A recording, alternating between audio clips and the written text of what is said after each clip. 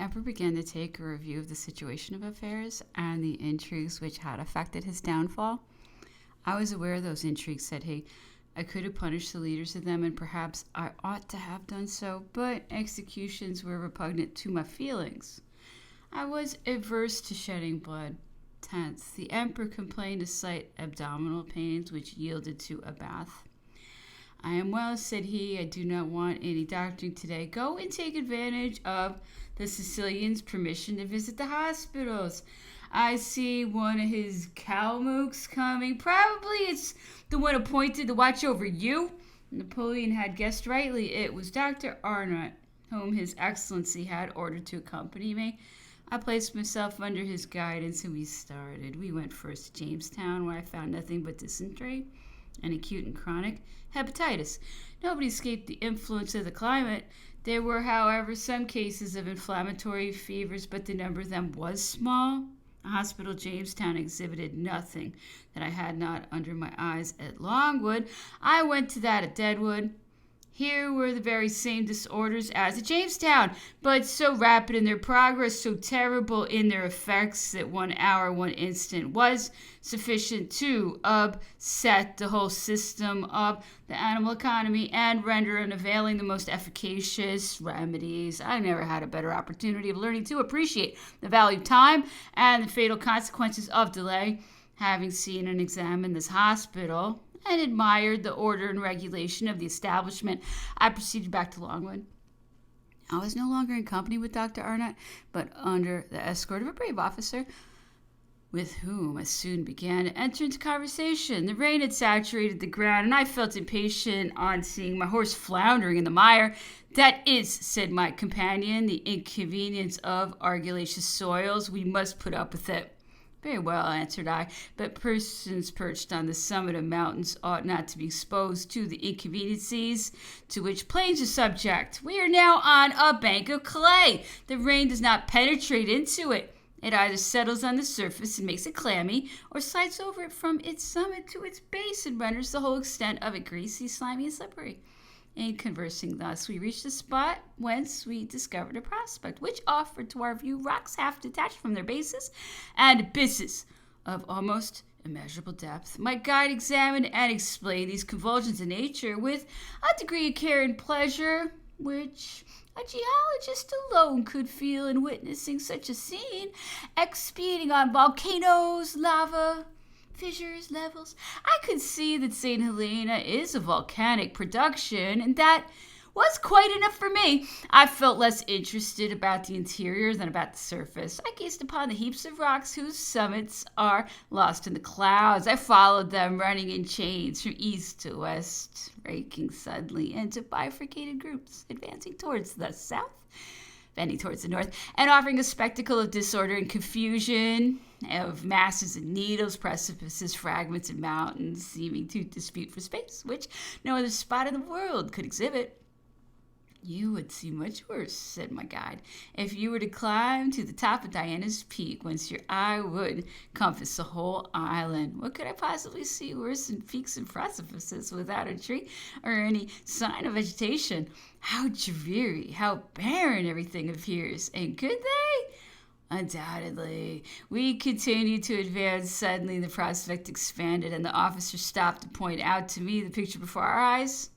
It was composed of patches of verdure, with a few bullocks and raw-boned horses grazing on some scanty blades of grass growing on the brisk of a precipice. I see them, said I, but do you observe where they are stuck up? Are those our consolations, our resources? Resources? Oh, no, certainly not. Everything here is dry and tough. However, there is never either mow or thunder, snow or thunder. I know it, but the rains are frequent, the winds impetuous, and the temperature in a perpetual state of variation. Sometimes you are in a hollow where you choke, then some air where you're frozen. Then you're in a fog. You are panting with the heat, benumbed with cold, or wet through. In a few minutes, you pass through all the degrees of the thermometrical scale. We have scarcely entered this mass of air, and already the The air is condensed, the water streams down our clothes. It is not for its sudden transitions that the climate of St. Helena is commendable. I admit that the atmosphere is alternately frozen, warm, dry, and damp, and that these variations occur 20 times a day. Nevertheless, the hydrometer is a useless instrument in this case. The Bedouins encamped in the middle of the desert are at least sheltered from the inclemency of the weather, but we are exposed to all the rigor of the seasons. If it rains hard on our roofs, are immediately soaked through. If, on the contrary, the sun shines upon them, the tar with which they are covered becomes liquid, runs, and destroys everything. The situation is far from being a pleasant one, but you are animated and upheld by a powerful sentiment. Besides, the heat does not last long at St. Helena, and experience has proved that the number of days when the sky is obscured with clouds is double the number of those when the sun shines in all its power. But the rain, that is indeed our plague. The rain here is almost incessant, falls upon an average of 135 days in the year. The celebrated banks, desirous of knowing the quantity of rain that falls on these mountains, sent out from London instruments to measure it with precision, and it was found to be 33 to 38 inches.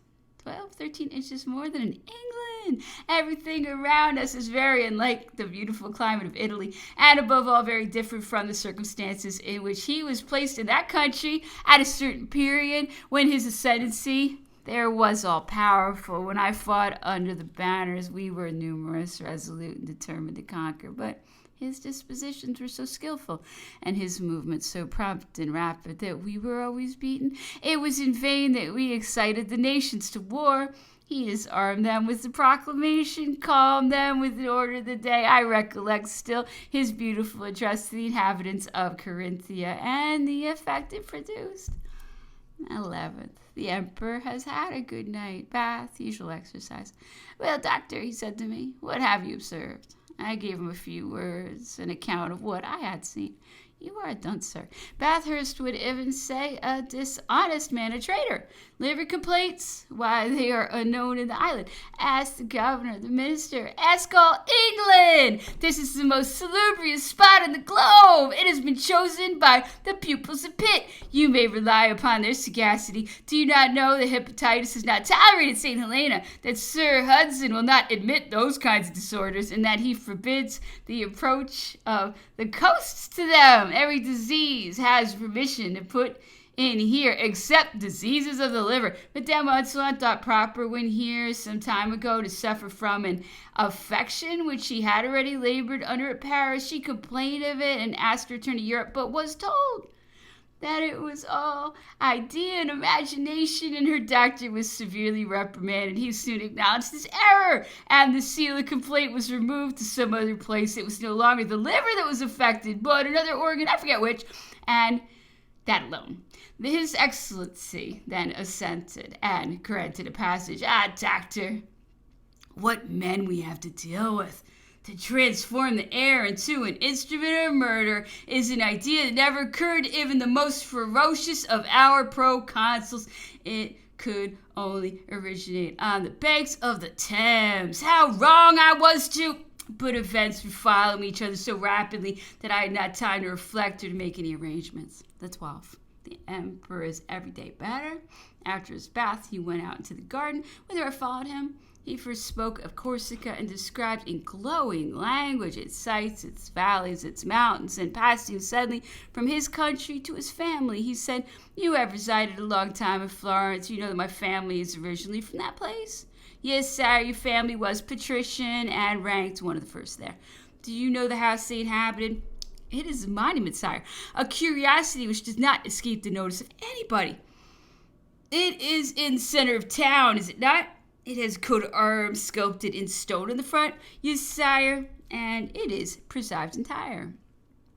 When I passed through Florence on my march to Leghorn, I was strongly invited to see it, but I was so busy, so overburdened with affairs that I could not go. The day of my departure, I went in the evening to San Miniato, where I had an old relation, a canon, and the last shoot of the Tuscan branch of the Bonapartes, and whom I therefore wished to visit. We were welcomed, and a most delicious repast was set before us. Having satisfied our appetite, we began to chatter We were all young, cheerful, noisy, and as Republican as Brutus, and some expressions escaped us now and then, which were not very sanctified. But the good old man was not at all disconcerted. He listened, replied, and threw out from time to time some reflections which struck us by their justness. My staff were delighted to see a priest without bigotry, and the bottle circulated freely. We drank his health, and he drank to the success of our arms. The conversation was enlivened by jest and pleasantry, and we had an opportunity of observing the excellent judgment and the amenity of this worthy canon. My officers were quite reconciled to his gown, and he did not take offense at our military reverence. He tried to detain us the following day, but the troops were on the march, and we told him that we were obliged to go, but should see him again on our way back. We were fearful that the good old man had not beds enough for so numerous a retinue, and requested him not to be concerned about our sleeping, that we were accustomed to lead a soldier's life and should be satisfied with a bundle of straw to stretch ourselves upon. No, replied he, my house is plain, but large enough to lodge you all. And he accompanied every one of us in turn to the room he had prepared for us and wished us a good night. I went to bed, but had not yet put out the light when I heard a knock at my door. I thought it was Berthier, but it was the worthy prelate himself, who came to ask me to grant him a few minutes' conversation. He had begun at table to speak about genealogy, but a discussion of that nature could only be attended with unpleasant consequences in the situation in which I was then, and I therefore made a sign to him to desist, which he did. I now dreaded that he was going to begin again the subject, which I had thus avoided, but I did not, however, let him perceive my fears, and requested him to sit down, assuring him that I should hear with great pleasure what he had to say.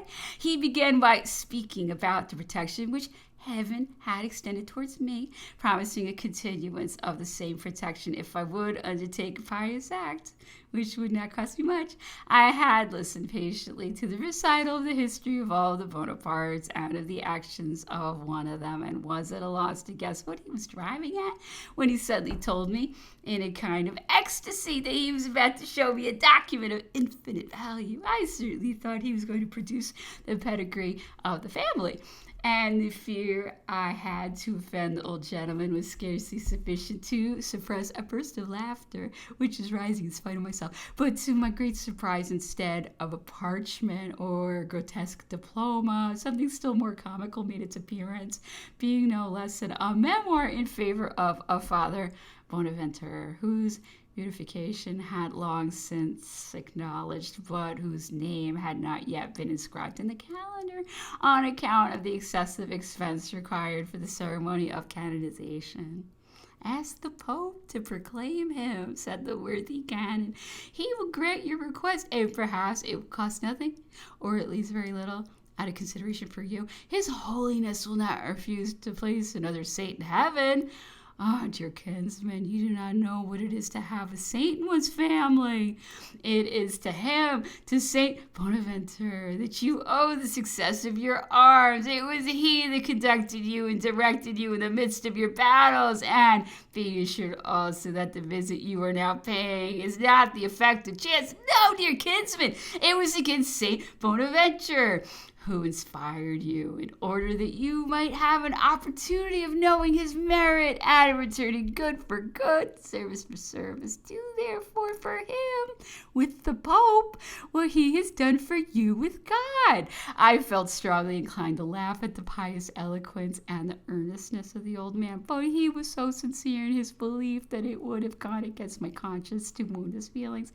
I therefore answered him with a few words, alleging the spirit of the age and the cares of the war, and promised him to take up the affair of St. Bonaventure as soon as the state of irreverence of the public mind should be less strongly pronounced.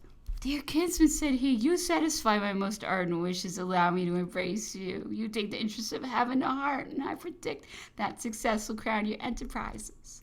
I am old and shall perhaps not see the effect of your promises, but I rely upon them, and shall die happy. He then gave me his benediction. I wished him a good night, and he retired. I endeavored to sleep, but could not. The adventure was so singular, and I thought the fancy so odd a one for the times in which we were living. Then I had scarcely closed my eyes, and Berthier came into my apartment. The other generals soon came in also, and my staff being assembled, I related the conversation I had had with the canon, the solicitations of the good old man, his ambition, his way of accounting for our victories excited the mirth of everyone. We laughed, we joked, we expatiated on the worthy canon, and on the saint who was fighting for us with all his might.